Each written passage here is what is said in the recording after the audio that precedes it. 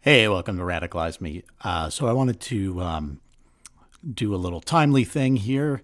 I'm back after a couple of months, and I have a bigger video on the way. But I again just wanted to do a timely thing here. TYT, the Young Turks. They're in the news lately. They've had some stuff to say about the recent affirmative action Supreme Court decision and trans people again. I think they're kind of wrong about both of these things. Trans thing more than the affirmative action thing. We'll get to what their takes are. I'm going to try to be fair here, but I do want to say I do not like the Young Turks. I thought they were okay. Like, I first saw them maybe 10 years ago. Thought they were fine. Didn't, was never like a huge fan. Never hated them. But, the more I have learned and grown in my political understanding and education, the more I've realized that they are, from where I'm sitting at least, it looks to me like they are not very ideologically disciplined. They argue from intuition a lot. And lately, especially, they seem to pivot to the right when maybe they feel that it benefits them in terms of audience and media attention. I'm giving them some of that media attention right now, I guess, but I'm nobody, so just fuck it. I don't know. Let's watch. First part is the affirmative action decision from the Supreme Court. The Supreme Court is now striking down both Harvard and UNC's program when it comes to race used in admissions. The court going forward in their decision saying they're going to set new limits on the use of race when it pertains to a particular student must be part of their individual story and not simply their identity. The Supreme Court has ruled to narrow the scope in which race can be used to determine admissions in the nation's universities and colleges. Now, how was this case brought about? Just to go back, give you the context, Students for Fair Admissions, a conservative group, sued Harvard University and the University of North Carolina over their race-conscious admissions programs, alleging intentional discrimination toward Asian. Okay, so one little problem here is that this conservative group, it's not just some group. Like, I mean, they rarely are with conservatives, but this is a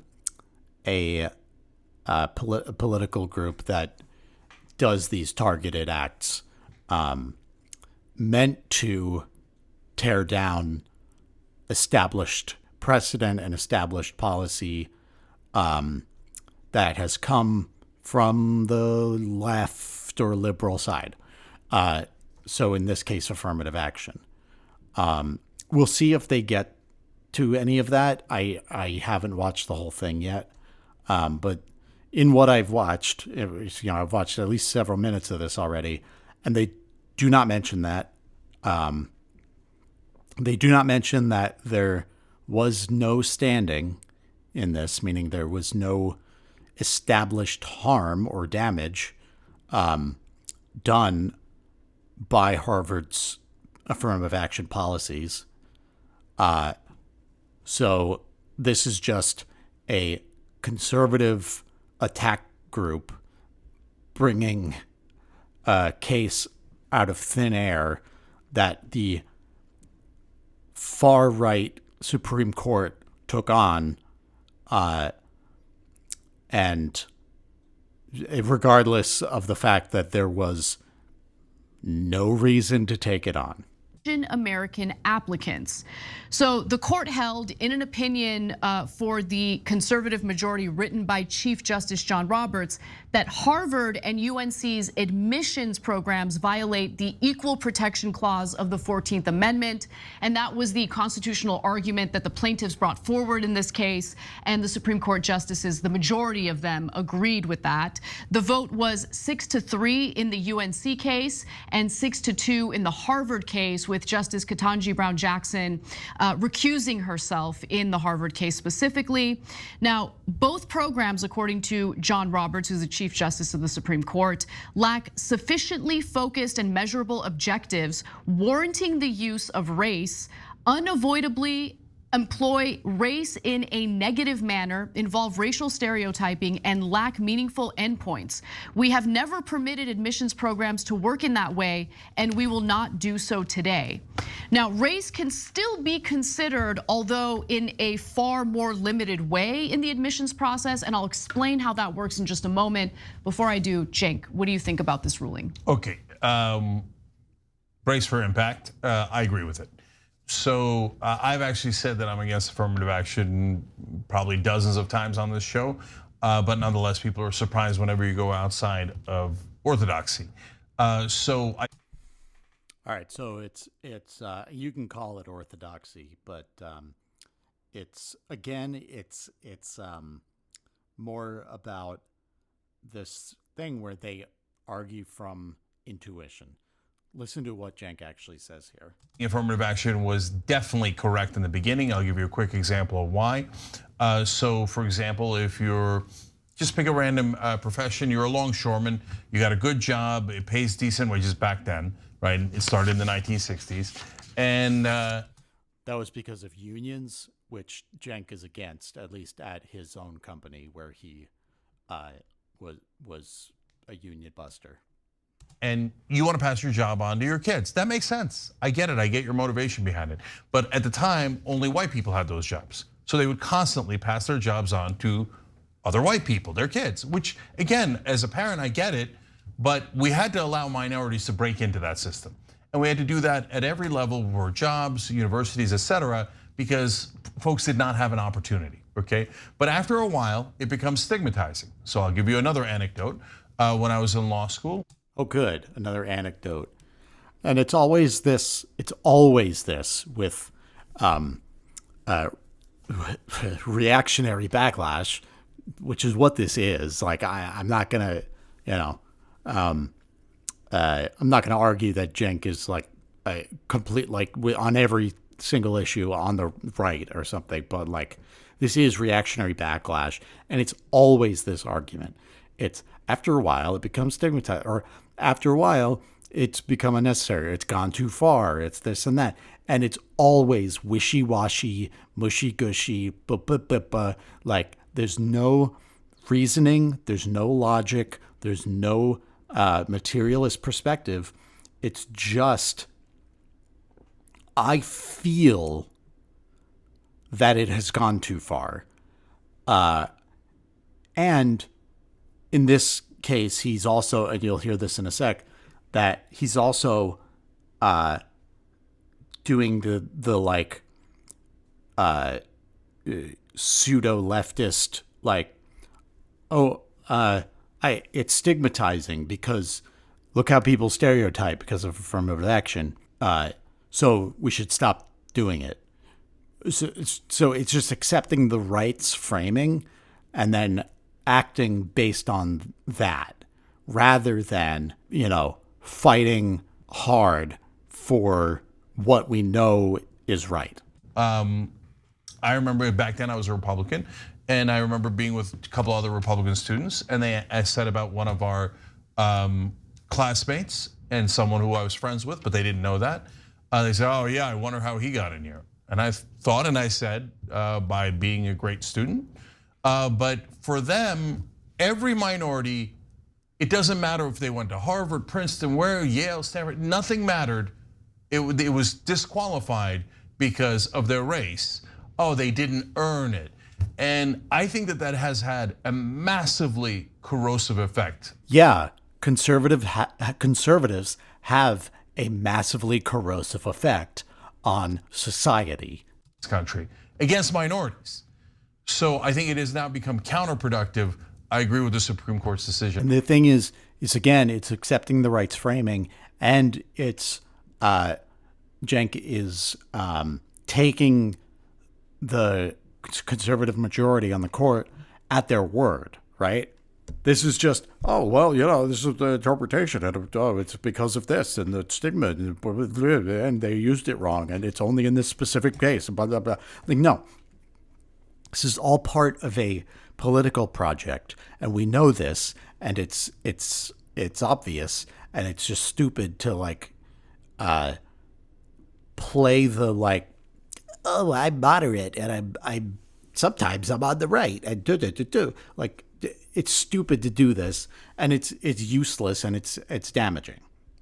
So I want to talk about how they did limit the scope in which race can be considered, right? So for instance, what the justices argue, or at least Chief Justice John Roberts, is that the struggles or the challenges or whatever the applicant has gone through as a result of their race can be considered. And how would it be considered? Well, there are multiple ways. One of the main ways could be through their essay. Roberts wrote, Chief Justice Roberts wrote, at the same time, make sure you put the proper respect on his name. He's not just a fucking slug. Like, he's Chief Justice. As you all know from last summer, when this court wants to overrule precedent, it knows how to overrule precedent. And that language is not in Chief Justice Roberts' opinion, he said, referring to the court's sweeping decision overturning Roe v. Wade. University programs must comply with strict scrutiny. They may never use race as a stereotype or negative, and at some point they must end. Okay, so here, they must never use race as a stereotype or negative. Did they do that? Again, no standing was established here. So, did they fucking do that? Or are we just arguing and from like a hypothetical and saying like that we're striking down Harvard's affirmative action program because it might stereotype or be negative. But we don't know. And at some point it must end. So when? What the fuck? Yeah, so all right, first of all, I again agree with them. I think it definitely should be considered within the context of the essay. They should not use the essay as a proxy. Wink, wink, tell me about your race and I'll let you in. Again, that's not how it works. It's not how any of this works. He's pretending, and the court is pretending, that this is how it works. It's not how it fucking works. And this is like a real anti-intellectual streak in this fucking country. That's why we have this problem. It's because people convince themselves of this shit in their heads. And it's like, it's like when you see these stupid polls where they ask like the dumbest person on the street about this. And it's always shit like this where they're like, oh yeah, no, I think it can be good, but I wouldn't want there to be a quota or whatever. And it's like, well, there's not. So shut the fuck up. Essay. Oftentimes what you have overcome is probably the number one indicator, in my opinion, of whether you'll be successful in school or anything else. Honestly, when I interview people for employment here at TYT, that's my number one question. Well, tell me some adversity you had and how you overcame it. Because that tells you the character of a person and how hard they're gonna work and how they're gonna persevere, etc. And that'll get the size of the fight in the person is by far the most important thing. And oftentimes that is told in an essay. And oftentimes it is overcoming some sort of racial boundary or income boundary, which then leads me to saying, I think the much better way to go, and I think they should use this, is class-based affirmative action rather than race-based. I agree. I mean, I wouldn't say don't use race. Like, I think that's still important. But this is where I agree with Cenk, and I would say, yeah, and you know what else would help class-based disparities is if people could join fucking unions, you piece of shit.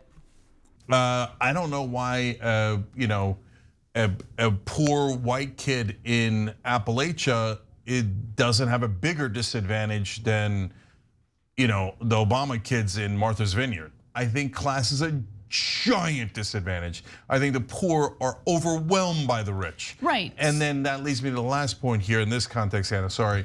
Legacy admissions. Legacy admissions are an abomination. And they help the rich more than anyone else. It's when you're an alumni. Okay, and I agree with that too. The legacy shit is bad. Okay, so I agree with him there. Let's move on. The strongest case I heard in support of affirmative action really had to do with, the fact that Black and Latino students are overrepresented when it comes to lower socioeconomic statuses, right? And with that means you don't have the extra money or the extra resources for, special tutoring outside of school, right? Or for extra lessons on how to take the SAT test and how to excel at the SAT test, right? Those types of classes, that type of instruction is very, very expensive. That's true, and I was able to get tutoring for the SAT, and I did better than I expected to, based on how hard school was for me. I liked that argument, but I think it's a mistake to tie that argument simply to race. I think that argument works better when you focus on class. Yeah. Because as you mentioned, there are plenty of disadvantaged, poor white kids as well who have to go through a lot and have to fight a lot harder in order to get the kind of education. Okay, yeah, and again, like, do they know this is not happening already? Like, is there? I would imagine, sure, there's probably not like a ton of class consciousness in like Harvard admissions, but it's quite possible we could find this out, that they are considering this, because that's the whole point here, is that race is one of many factors that they consider, right? So it's not less qualified Black people getting accepted over like more qualified white people. We know it's not that, despite what people like Cenk might argue sometimes. So do we know for sure that that Harvard would never consider, like, all right, well, we have like a Black applicant and a white applicant who are similarly qualified, so like, oh, well, consider what Black people have gone through, and maybe that's something we should think about, especially if you read the Black kid's essay and he's talked about the struggles. But then look at this white kid's essay. Look at his background. He's got, a bunch of trauma and struggles and poverty in his past. He's overcome a lot, maybe more than this particular Black kid. I don't know, but neither do they. They're talking about this shit. It's materializing in their brains as like, well, but I wouldn't want them to fucking choose a rich Black kid over a poor white kid. Like, okay, did they? Again, they never brought up that there was no standing, that this is a conservative, pressure group, whatever you want to call it, that does this shit on purpose. They find people they can exploit, and create this narrative around, regardless of what actually happened. And because the Republicans very effectively appointed tons of judges across the country and in the Supreme Court over the past several decades, and prevented Democrats from doing so whenever possible. There is a nice cushy, way in for these fucking right-wing psychos to come and argue these cases, and for the Supreme Court to pretend that it's a real case where something real happened, and rule against an affirmative action program at Harvard. And we can say again, oh, specific to this and blah, blah, blah, blah. Okay, but you know that they're coming for this shit. They're coming for all of it. Like abortion, it's very easy to say, oh, well, the Supreme Court, and I'm not saying TYT was on the wrong side of this. I don't think they were. But abortion, oh, well, yeah, no, they just sent it back to the states. Blah, blah, blah, blah. Okay, yeah, but what are the states doing? The Republican legislatures in the states that have been gerrymandered into existence because they are not fucking popular in the political sense. They don't have a popular majority. They are banning abortion. So, yeah, it's all part of the same project. And to fall for this shit is not like the big brain intellectual fucking thing that they're pretending it is, that TYT is pretending it is. They're either stupid and taking the Supreme Court at its word, the right-wing judges at their word, despite knowing better, or they're, or I should say, they know better and they're fucking lying to you. They're doing right, like Cenk said, they're doing this right-wing pivot, slowly but surely on this and on trans rights, which we'll get to. Okay, so this segment is they're talking about how trans rights are not a winning issue for Democrats. Okay, and that what I just saw with my own eyes is not an anecdote. The polling bears it out. Yeah. This is not a winning issue for us. It is what it is. You do what you want with that information. Well, the advocates and activists for the transgender community would respond with, we don't care about the politics. That means that you're gonna continue pushing the Democratic Party to unequivocally support everything that the trans activists want, even if it's unpopular among the electorate. That means they're not getting reelected. Okay, yeah, first I have to, push the Democratic Party to accept everything the trans activists want. It's like, well, yeah, man, like, I don't know what that means, but like, yeah, activists are trying to get the ostensibly left party in the U.S. To take on their issues, and yeah, as the left, as a movement, we are trying to make our issues popular, right? Or are you not part of a leftist movement? You're just doing your dumb show and maybe trying to serve the Democratic Party's interests of like getting elected, getting donations. But yeah, like what do you fucking, first of all, what have Democrats done for trans people, right? Like I keep hearing this thing. It's like, oh, you want more and more. You want everything. You want all this stuff. And it's like, what? Have they done anything? Again, it's like with most shit, honestly, what Democrats have done on trans people, on trans issues, is not be Republicans. They are not actively making an effort to kill them, right? But but they have them at the fucking Pride event and they've danced and shit and fucking like, I don't care. None of that fucking matters. All right. Like, I don't care that like, well, Target has fucking trans shirts and shit. Like, I don't care. None of that means that anything is better for trans people.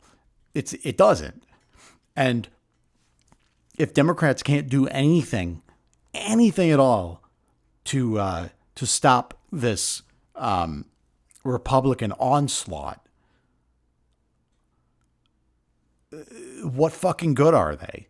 Like, we've got to do something. Like, we have to tell them to take action. We have to take our own action. We have to start to move the needle, because, I mean, frankly, I think the reality is most people probably don't care about trans. Seriously, it's like they're not anti-trans.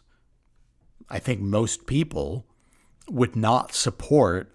Again, Republicans do not have popular majorities. Most people don't support the Republican anti-trans bills. They don't. It doesn't mean that most Americans are like, super far left, like gender abolitionists or something. No, not at all. But most people don't want like genocide. Most people would say, well, no, don't ban them from getting treatments and stuff. And, people might fall into some of the Republican disinformation. People have absorbed some of that. They might say, oh, well, I don't want surgeries done on children. And it's like, well, that statistically does not happen. So you need to push back against this. You need to fight the information war.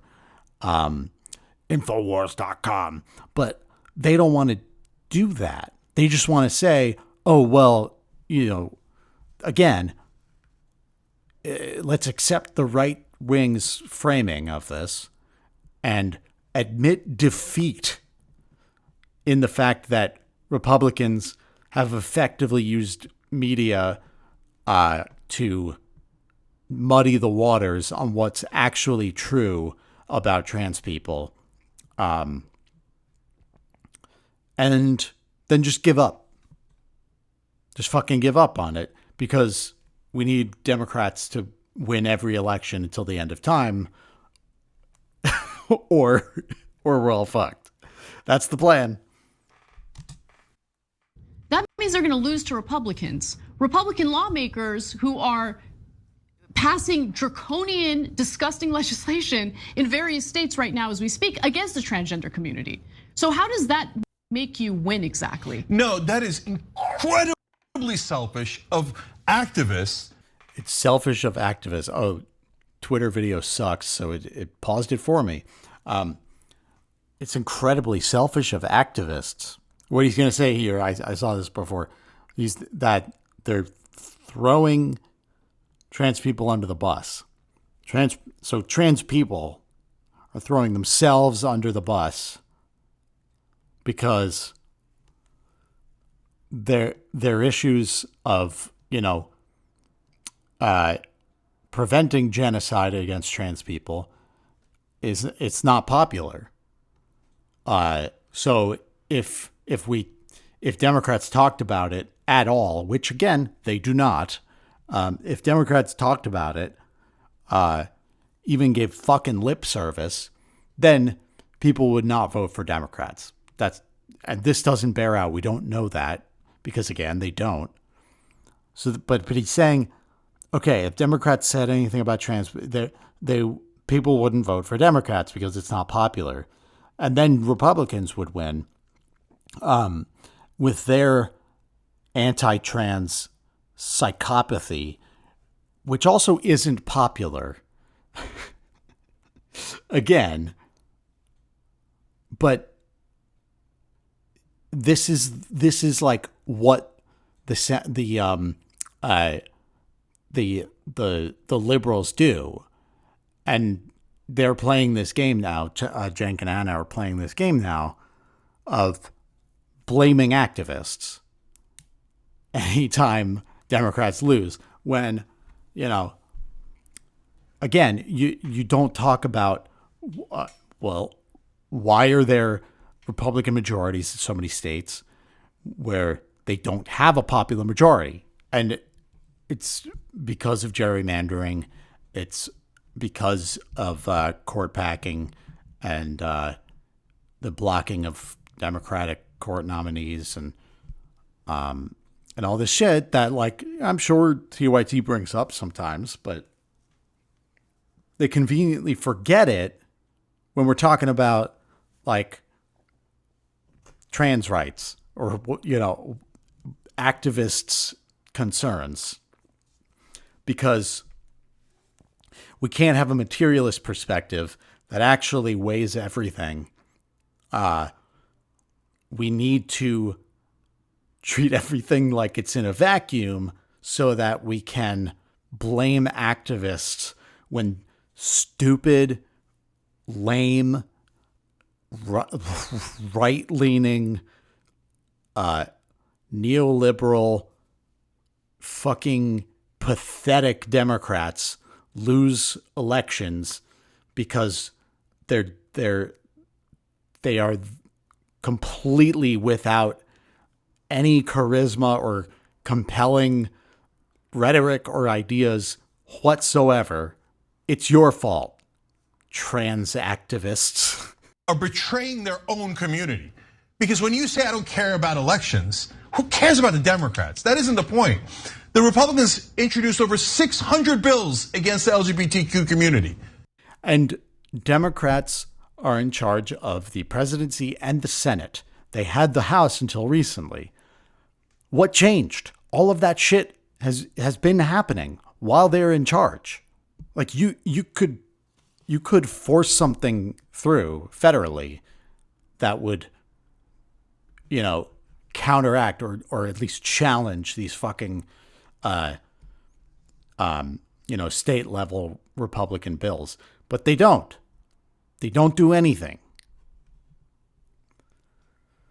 And when they do, when they act like they're doing something, fucking Joe Manchin or Kirsten Sinema will fucking play the spoiler, and instead of saying, that's an interesting fucking coal mine operation you got there, Joe Manchin, be a shame if someone sent the DOJ to investigate your fucking corrupt, disgusting, filth-ridden sludge fucking swamp that you live in, you disgusting slug, and your shit-ass daughter who raised the price of insulin by 3,500% or whatever.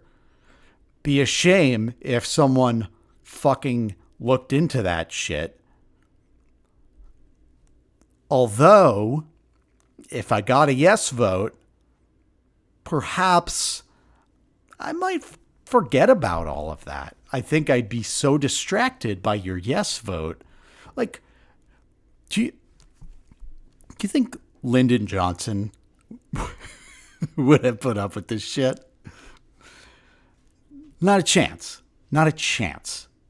Yeah, I don't know. Again, it's just they've done fucking nothing. And these assholes are going to blame activists. They're already doing it.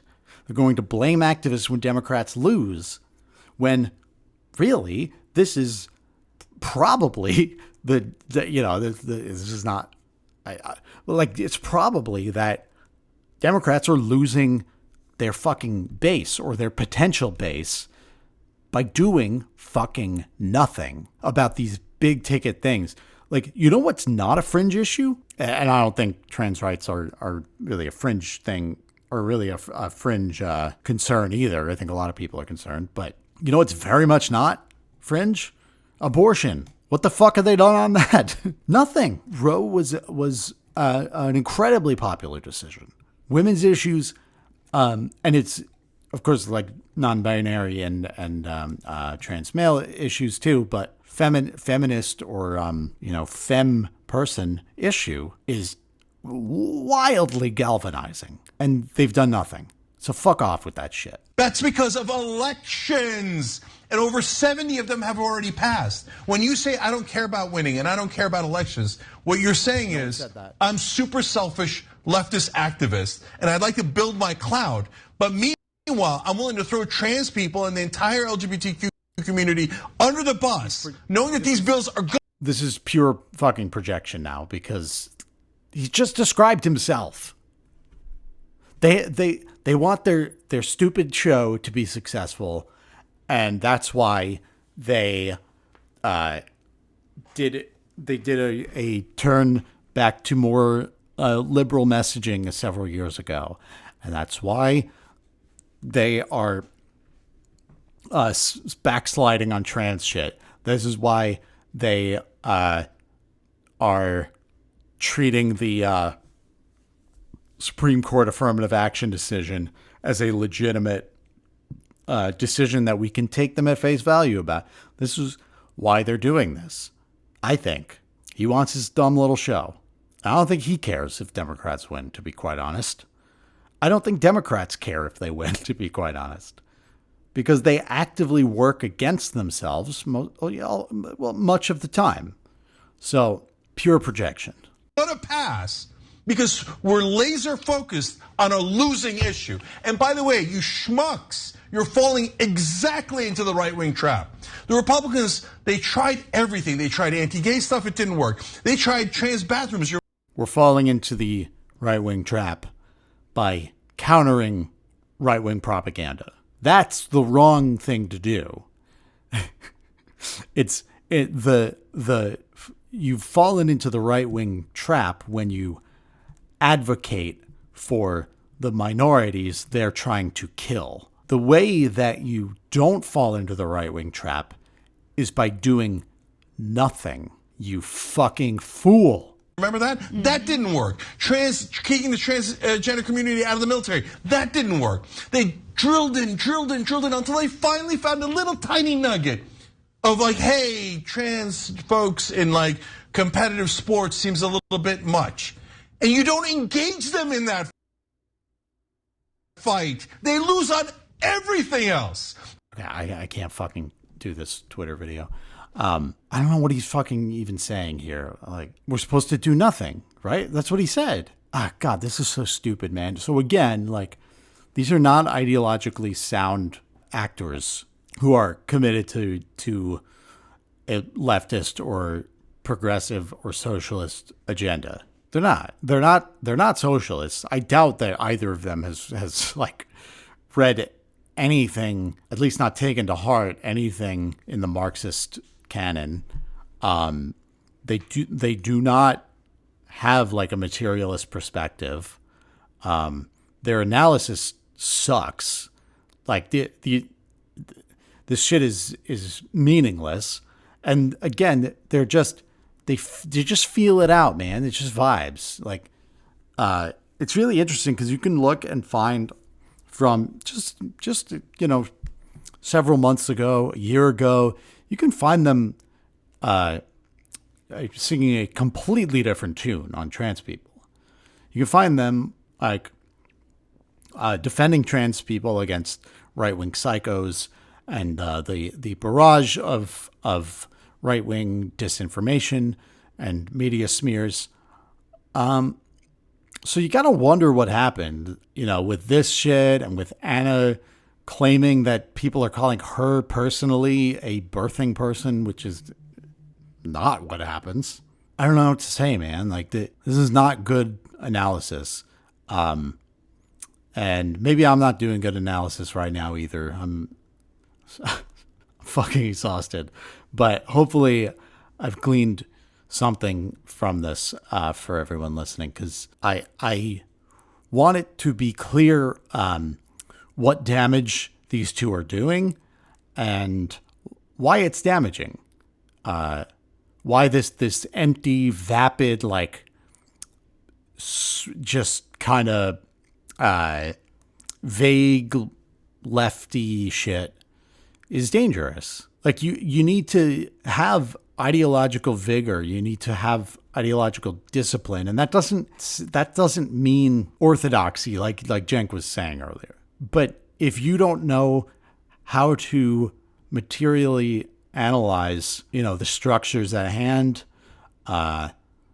and what needs to be done beyond elections, how Democrats are failing in office when it comes to trans rights. If you can't play all of these things off each other and find the truth and the reality that